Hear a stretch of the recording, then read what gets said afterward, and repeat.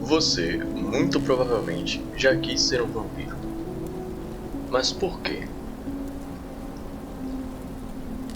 Existe algo profundamente atraente nos contos de terror sobre vampiros. Neste vídeo, eu te convido a analisar como esse mito surgiu, mudou e por que ele continua tão presente até hoje. Vamos começar com a seguinte pergunta: afinal, o que é um vampiro?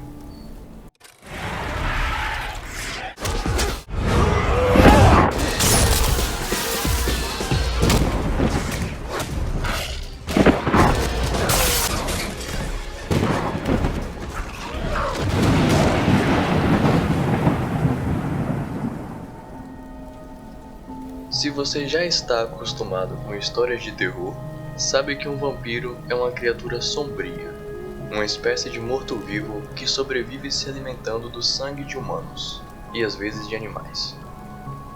Além de uma personalidade geralmente fria e predatória, ao longo do tempo os vampiros foram retratados possuindo diversas habilidades sobrenaturais.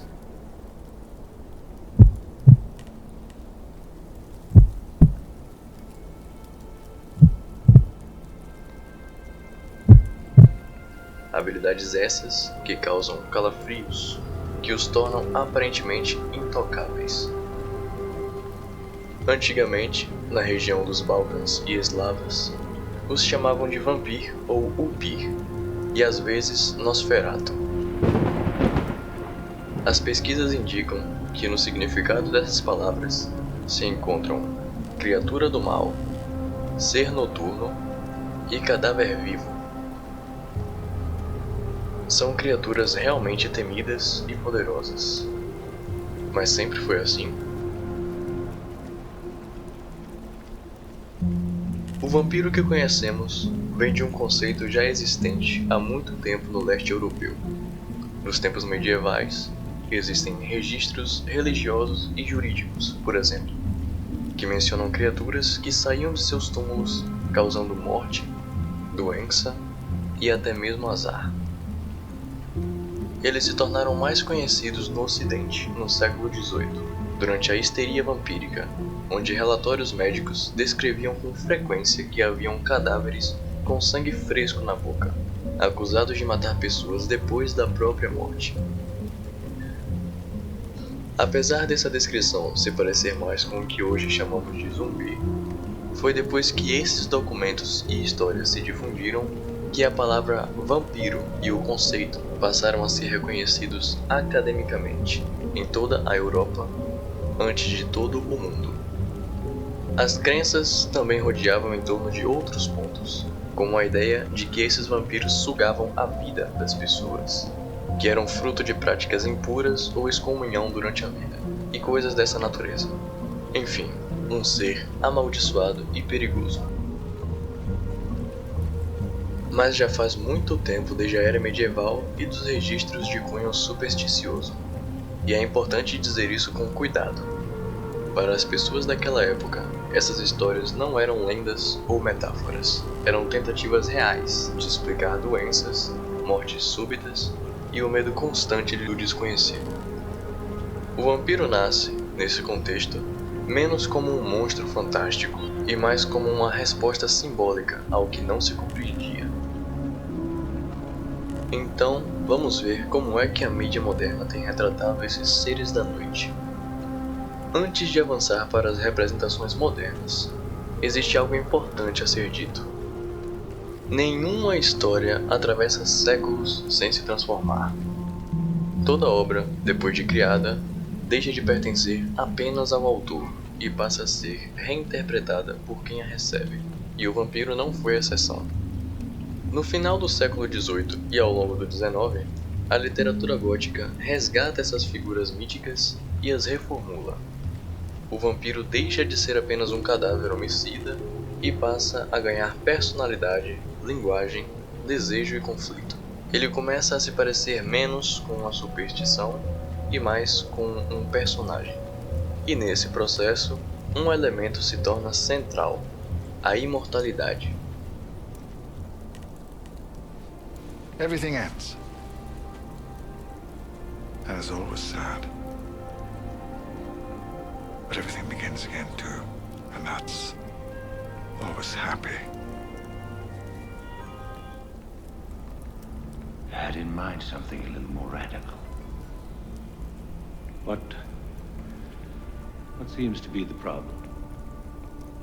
Death. Death.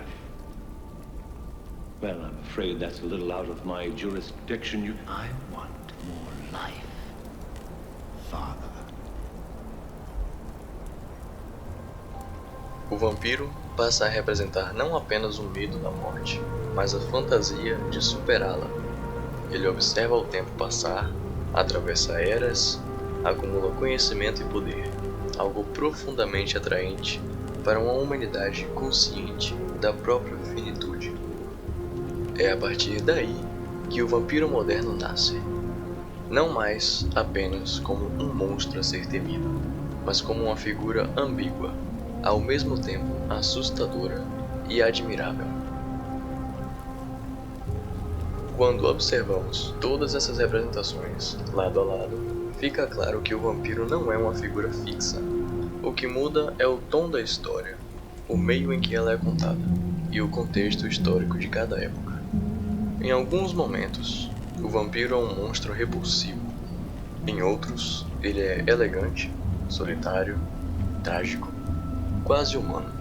Mas em todas essas versões, certos elementos permanecem. Um deles é a imortalidade, não apenas como ausência de morte, mas como a ideia de atravessar o tempo, observar gerações passarem e acumular experiência, memórias e influência.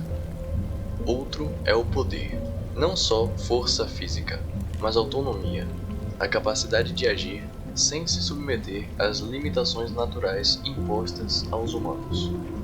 O vampiro não negocia com o mundo, ele o domina. E talvez seja justamente aí que esteja o fascínio, porque ao olhar para o vampiro, não encaramos apenas uma criatura fictícia, encaramos uma versão extrema de desejos muito humanos. Mesmo quando muda de forma, de época ou de linguagem, o vampiro continua cumprindo o mesmo papel simbólico. Ele transforma medo, desejo e ambição em imagem. Quando olhamos para o vampiro dessa forma, ele deixa de ser apenas uma criatura do terror e passa a funcionar como um espelho, distorcido, exagerado, mas ainda reconhecível. Assim como admiramos pessoas mais fortes, mais inteligentes ou mais influentes do que nós, o vampiro encarna um ideal levado ao extremo, não porque seja real, mas porque traduz desejos que fazem parte da experiência humana. Talvez seja por isso que o vampiro não tenha mudado tanto ao longo do tempo. As histórias se transformam, seus cenários mudam, os rostos se modernizam, mas aquilo que elas refletem permanece. E agora eu deixo a pergunta com você. Na sua opinião, qual versão do vampiro mais se parece conosco hoje? Sejam mais ou menos parecidos, uma coisa é certa. Enquanto existir escuridão e fome de poder, vampiros sempre vão existir. Mesmo que não exatamente como você imagina.